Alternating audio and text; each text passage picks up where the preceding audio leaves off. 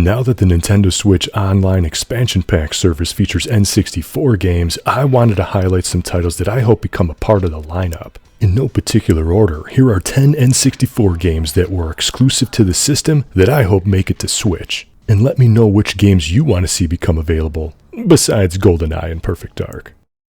Chameleon Twist and Chameleon Twist 2 are goofy platformers that involve using your tongue to pole vault, swing around posts to reach new areas, and lick up innocent creatures and puke them back out at more enemies. In the first game, this was defined as a chameleon. Thankfully, the visuals were upgraded in the sequel, the linear stages are pretty large, there are some boss fights and even some multiplayer minigames too. Of course, this is no Mario 64, but these are some interesting platformers worth an experimental look. Wave Race 64 was one of the first games available on the system, and it still holds up today. The wave physics and how it affects your jet ski is something that really hasn't been topped even to this day. This is a Nintendo game, but the jet ski licensing might put a damper on a Switch re-release, but it is available on the Wii U Virtual Console. Also, if you're good, you can ride a dolphin if you don't mind getting PETA coming after you. But yeah, Wave Race 64, fans deserve to play this on Switch. Mischief Makers honestly has no business being on N64 because it is a unique and weird 2D side-scroller made by Treasure, developers who specialize in weird and unique, often action-packed 2D games. Built around grabbing and throwing things, it was sort of a misunderstood game when it first released, but it has since become a cult favorite. A shame we never saw a remake or a sequel, so hopefully one day it'll make a return on Switch. Not to be confused with the Game Boy game of the same name, Mystical Ninja Starring Goemon was that 1997 3D open world game N64 diehards played after playing Super Mario 64, but before Banjo-Kazooie's release in 1998. Some might play this game for the large world to explore, or possibly for the different playable characters, but I think this game should be re-released for the opening cinematic alone. It could very well be one of the best video game intros of all time. I'll have a link in the description if you haven't seen it. Also, Goemon's Great Adventure, yeah, that's not a bad co-op side-scrolling platformer either. Check that one out.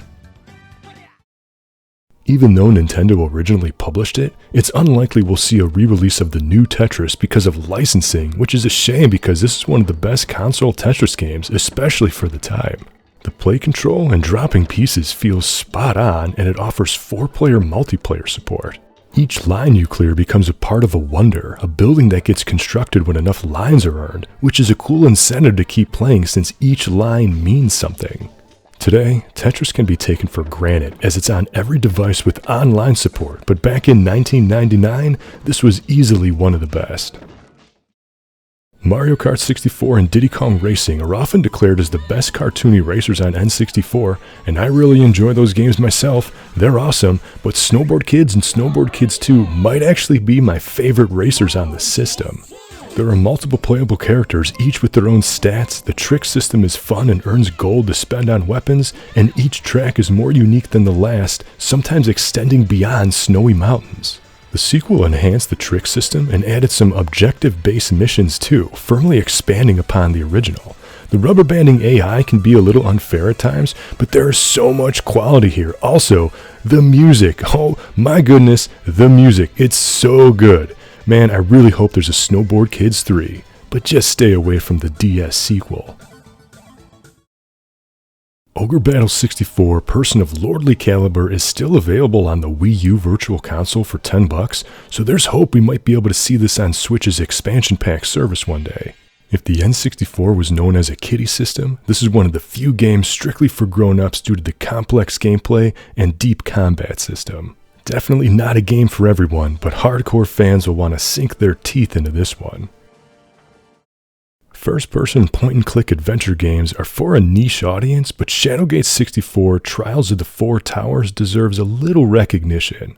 If games like Nightshade on NES are available on Nintendo's online service, there's no reason Shadowgate 64 can't be available either. Other than a PC release, this N64 exclusive is one of the most recent in the series, even if it is over 20 years old, and it's worth a look for fans of the genre. So there are 10 games that I think would be pretty cool if they became a part of the Switch expansion pack service, especially Snowboard Kids. Come on, Atlas, make it happen! But I'm curious to what you think. Even if they're not console exclusives, what N64 games would you like to see? Bomberman 64? Remember Body Harvest? What about Space Station Silicon Valley? Elmo's Letter Adventure Hybrid Heaven? Superman 64, aka the best game ever made in the history of mankind? Let me know in the comments. Thank you for watching, and until next time, game on.